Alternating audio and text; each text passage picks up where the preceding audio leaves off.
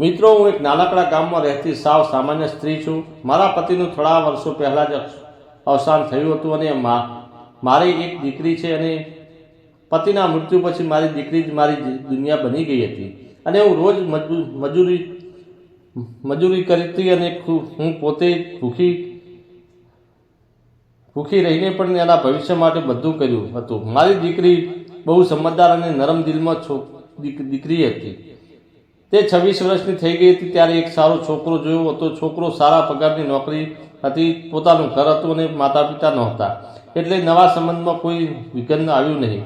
અને મેં તેના બંનેના લગ્ન ખૂબ જ ધામધૂમથી કરાવ્યા અને પહેલાં તો થોડા મહિનાઓ બધું ખૂબ સારું ચાલી રહ્યું હતું. પણ એક દિવસ અચાનક જમાઈનો ફોન આવ્યો અને મને કહ્યું કે મમ્મી, તમારી દીકરીને સમજાવો, તે ખૂબ જ ખરાબ વર્તન કરે છે, મારી લાગણીઓની કદર નથી કરતી, તમે તેને થોડી સમજાવો. હું ચોંકી ગઈ. મારી દીકરી તો નરમ દિલની છે. અને મેં વિચાર્યું કે કદાચ નવી જિંદગીના બદલાવથી એ બેચેન હશે.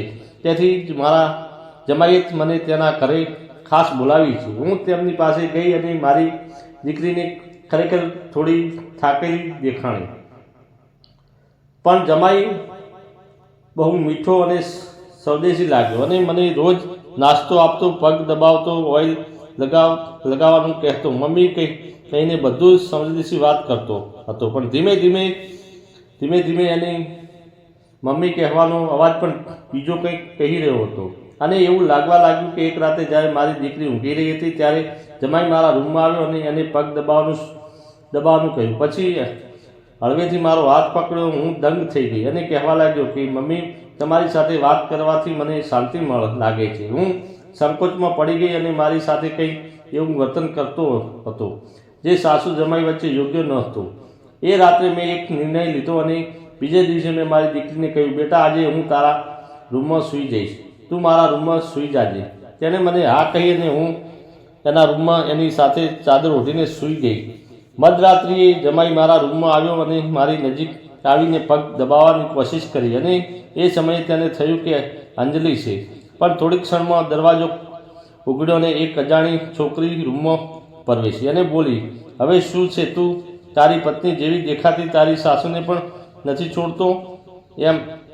તે છોકરી ચીસ પાડીને બોલી. જમાઈ ચોંકી ગયો.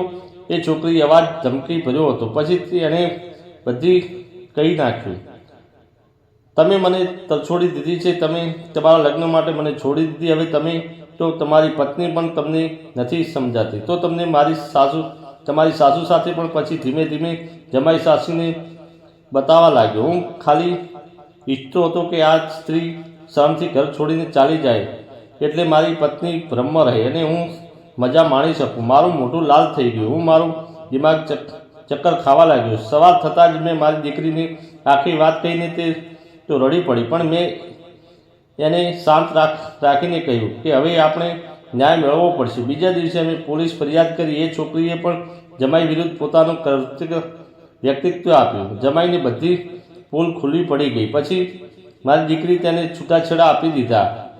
પણ વાત અહીં પૂરી થતી નથી. મારી દીકરીને ડૉક્ટર પાસે તપાસ કરાવી. તે આખો દિવસ સૂતા કેમ રહે છે તો જાણવા મળ્યું કે એક પ્રકારનો હોર્મોનલ ડિસ્પ્રેશન પીડાતી હતી જે તેના શરીરની બંનેને થાકી જતા હતા. એવી બીમારી હતી કે પણ હવે તેને સારવાર લઈ રહી છે, એક નવું જીવન જીવવાનો પ્રયાસ કરી રહી છે. પોતે કમાય છે, પોતે ભવિષ્ય ઘડે છે અને મને ગર્વ છે કે મારી દીકરી ખૂબ જ દુઃખ સહન કરીને પણ એક હક મેળવ્યો છે જે એની યોગ્યતા હતી. મિત્રો, કેટલાય સંબંધો જોતા સારા લાગે છે પણ અંદરથી દગો છુપાયેલો હોય છે. જ્યારે વિશ્વાસ તૂટે છે ત્યારે મનને રાખો, હકીકત અવાજને દબાવશો નહીં. અને જો કોઈ મહિલા આખો દિવસ સૂતી હોય તો તેના શારીરિક કે માનસિક તણાવ પાછળ તમે પણ નજર રાખો, કારણ કે આંખો દેખાતું બધું સત્ય નથી હોતું.